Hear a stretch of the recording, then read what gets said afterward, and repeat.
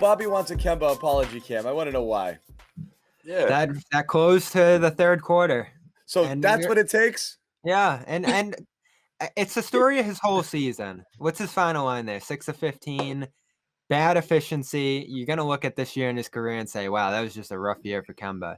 But these moments that he has, these stretches where he gets going, gets downhill, finds a shot, or just has an otherwise big finish to games that have stolen a couple of games for this team, it's still important. I mean, he's doing things that avoid making him dead weight from a production standpoint. So you're going to look at the numbers every single night and say, all right, not a good Kemba game. But he still has these moments, and even his compete level on the defensive end of the floor that still makes him immensely useful.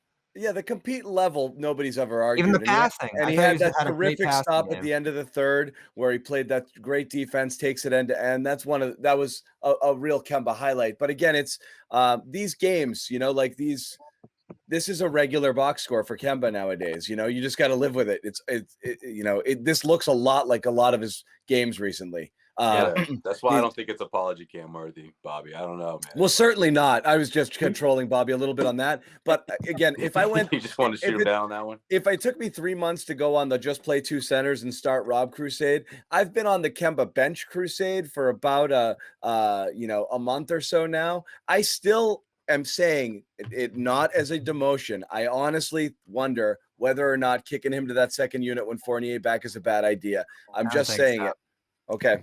I'm just going to keep saying it. I think he's ideally suited. I think he is more of a specialist and a role player at this stage in his career for what he's able to do, to come in and be an instant offense sort of guy that can just shoot with no conscience and impunity, and whatever happens, happens, because you want to see that.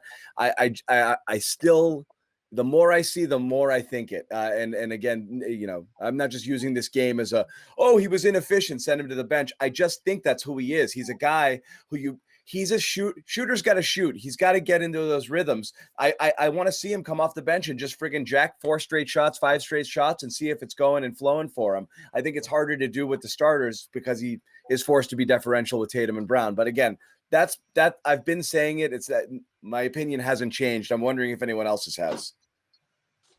It hasn't changed, but it hasn't changed. Not yet. Sharad's a no, Josue's a no. No, it's Josue's point that he said from the beginning. They don't have a full bench, or Jimmy said this too. It's not rec league. They're not bringing in 5 guys off the bench. It's just never, and especially come playoff time. I look at this rotation, and it's going to be, let's say, Thompson and Fournier off the bench, and everyone else is going to stagger for the entire game. Tatum, Brown, and Kemba will probably play full games at this point. I didn't notice this against Minnesota. He played 39 minutes. I know. But look at it. A Tatum Smart Rob, a Kemba Smart Rob starting unit. Just the shooting issues you have there. I know Rob creates some space for guys, but it's just a remarkably inefficient offensive unit for your first unit. So you're almost stuck relying heavily on Jaylen and Jayson there. And I think that's where they fall into bad habits. I really wonder if spreading it out isn't worth it. I honestly, I think it's an obvious move, but it feels like it's taboo to bring it up because everyone's like, you can't bench him. He makes a lot of money. And we were talking about this on the thread. I don't know that matters. Well, I don't think it does. No, I think that to me, the bigger thing that matters, at least to me, is if you go at Fournier in that group, here's the thing. You got to see what that looks like. And we really haven't had that opportunity. And we know that Kemba doesn't play in back-to-backs. I think they've got 3 or 4 more. So presumably Fournier will be in that first group. You'll get a chance to see what that looks like in at least 2, 3, 4 different games. I love to see it. Yeah, I would too. And that gives you at least, it's a small sample size, but it's a sample size nonetheless. Well, he won't. He's going to start Grant or something and keep Fournier in the second unit. You know it, right? And I hate that. I hate that. I hate that. Because I think that's, to me, is one of those things that you shouldn't just whip that out in the playoffs for the first time and get a look at when you've got a number of regular season games where you can get a look at that particular lineup and it not be this whole disruption type thing. Kemba doesn't play back-to-backs. He doesn't play. Slap Fournier in there. Move your boy Peyton up to the role that Peyton Pritchard has been in pretty much most of the year as your backup point guard. And see what that looks like. Right? See what it looks like. I don't, and look, if it looks great, then you tuck it away, and maybe you'll whip it out in the playoffs, maybe you won't. If it sucks, guess what? You realize that now before you get to the postseason that's probably not a good lineup for us. It's like me talking to my daughter at the dinner table. Like, try new things, okay? Just try it. Ease.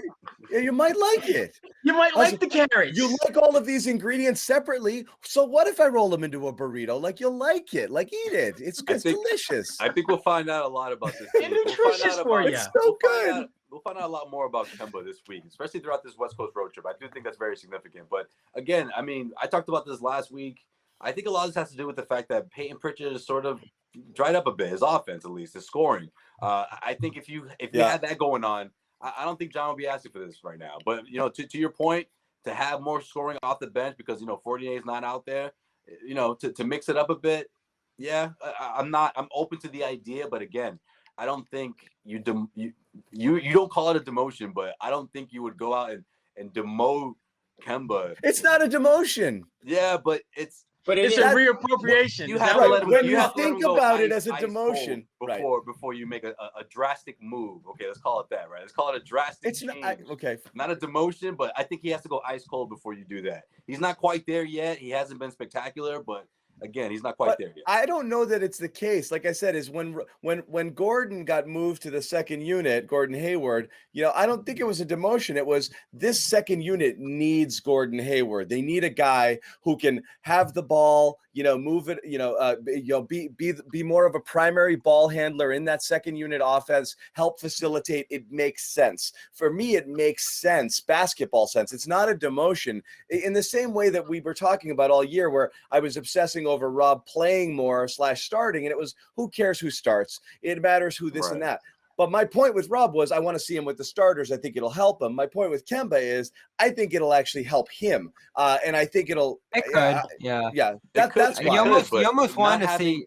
Not having to see Fournier with the starting lineup, it crushes the Celtics right now, or at least for Brad Stevens to get a grasp of how that starting unit can really benefit from Fournier, in comparison to Kemba. I mean, that's the thing. He doesn't have that opportunity to mix and match, or at least to compare both with both players and do his Brad thing, do the math and do all the what do you call it? The stuff that's not on the classic box score, right? I mean, he's gonna have to go do his analytics and do his homework. Without Fournier, he's not able to experiment and find out what that looks like. Yeah. No doubt. Let me once again, I know everyone gets tired of it when I do it too much, but I do want to mention to people 10-15 minutes or so. Sherrod and I are going to head over to locker room, and the other guys are going to trickle over as well. So if you haven't done it already, do it.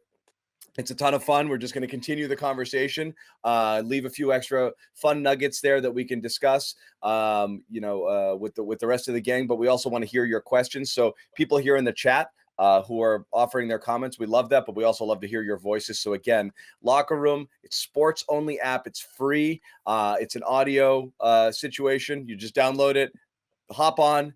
Boom, there you are. Request to speak. We put you up on the platform. You talk, and we get to know you a little bit better, and you just join the conversation. It's a lot of fun. So we will be there right after the post-game show. We call it post-game overtime. It's a clever name, right? Get it? I like it. Whatever. Post-game OT, like we said, it's the after party, and we will just continue the conversation over there. Guys, moving on. I think, Josue, you were talking, and I cut you off there. No, that was it. I mean, I think Bobby about to chime in here about the whole Kemba. Kemba I was gonna say that the other things you have to consider here is fit within the starting defense, which I still think is a good fit, even though there's deficiencies there that hurt him. Those deficiencies would probably be presented a little more sharply with the bench unit, and his passing, which. Another game like this where he's rolling in the pick and roll action and finding guys on the wings, getting Tatum and Brown on cuts. That's become a better attribute of his as he tries to find his fit throughout the flow of this year as well. So there are questions about his long-term fit here. You do ultimately have to decide, like, where is he going to fit in here if he's staying for 2 more seasons beyond this. I think you get to those when they come. At this point, as I said earlier in the show, the rotations are set. I think they look really good here, and he's still a better fit, I think, with these starters than he would be, trying to lead the bench unit on his lonesome. Yeah, well, so someone put this up here, and a lot of people are talking about it. and I do want to discuss it. We might as well talk about it, yeah. Well, no, we had some really interesting chats prior to tonight's game about Kemba. I'm going to hold that for locker room, okay? We got a couple of really fun trade proposals, one that Bobby had thrown out there that he got from I think it was Bleacher Report. Off-season consideration for Kemba. Would you do it? Would the other team do it? I do want to hear your ideas thoughts. too. Everyone in the chat all day is trade Kemba, trade Kemba. Yep. Well, let's hear some ideas. Bring your ideas.